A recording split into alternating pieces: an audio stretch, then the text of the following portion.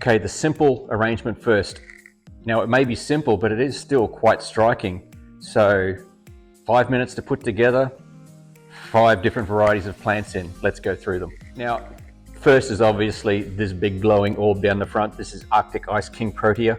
I've used it in the other arrangement as well, but here it's the showstopper. Now, nice big round face here, beautifully complemented by the vase underneath of it. And then over the back here is something I typically wouldn't grow. This is a philodendron. It's a house plant for us.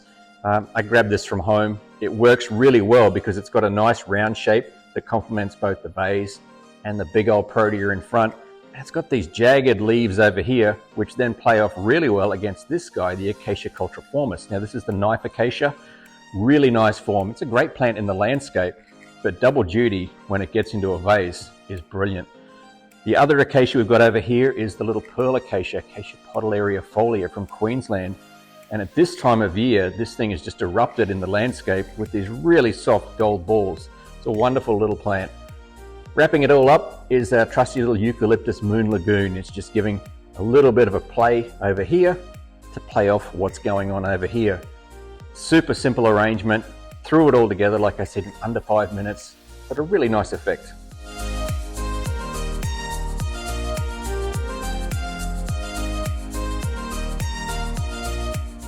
Slightly more complicated than the one we just produced, the simplistic design. This is actually a little bit fuller, a lot bit fuller, but realistically it's got most of the same plant varieties we used in the simplistic design, out with the philodendron, in with just the Australian and South African natives. All right, so a few things to talk about first, so let's break this design out. It's a one-sided design. What that means is it's meant to be viewed from this side only, not this side, because we only have one showstopper in the King Protea, so that needs to be out front. Not an awful lot going on back here, so this is the side that would go against the wall. And instead of just pushing all this together and stuffing it in a vase and calling it good, we've actually done something a little bit more creative and created some flow with the design, using the foliage itself starting way up here with the agonis, moving all the way back down through the eucalyptus and ending up with the Protea in the middle. There are groupings of color that's really important for focusing the eye, and there is movement all the way through using the different varieties of plants. Okay, so we've got our vase, we've got all the material we're going to be arranging with. What we need to do is concentrate on the mechanics.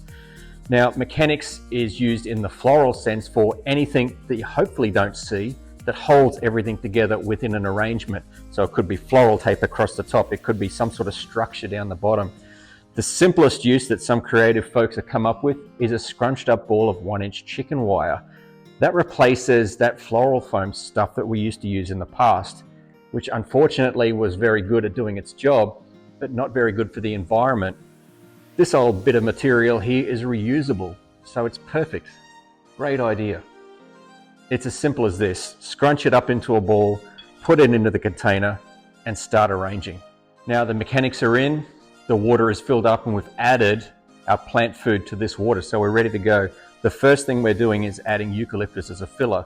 Now, not just as a filler because there's a gap, but basically because it helps form the structure. We've got a sweeping effect up this side and we've got a trailing effect over on this side. On this guy, we've used Eucalyptus Moon Lagoon, which is a wonderful little mallee with powder green leaves. Now, if you do leave it to mature, it will get traditional elongated and larger eucalyptus flowers, at which point I coppice it, which is a fancy word for cutting it off at this trunk, and new foliage just comes on through. This is what we're looking for. On this side, we have a beautiful eucalyptus, polyanthemum, that grows right outside. Massive big tree, probably wouldn't recommend it for the average garden, but in our location, it provides some excellent relief from the afternoon sun in the nursery. Now it's starting to take a little bit of shape here at the moment. It does look a little bit sparse, but that's the process. It's totally normal. The next addition is this wonderful little guy, Acacia podyliaria, or the pearl acacia from Queensland, my stomping ground. This time of year is when this little guy just lights up with these beautiful flowers. The whole thing is soft and gives a nice texture in great contrast to the eucalyptus in the arrangement. And it sort of matches the color of our container, which is nice too. The next step is to add in the Phylica, these beautiful little featherheads from South Africa. Now, they do exactly the same thing in the landscape as they do in the floral arrangement. They're soft and they create wonderful movement.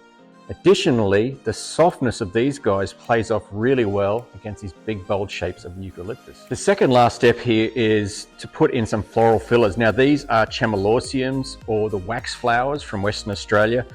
Individually they're quite small flowers, but when you group them together they are quite striking, and you get these nice big patches of color over here that play off against the acacias and the other foliage. So overall we can expect about a 2-week vase life of this guy. It has got the treatment in the water, the plant food, which really helps. Regular changes of water are ideal as well. So something that will stay in the house and look pretty nice for a few weeks.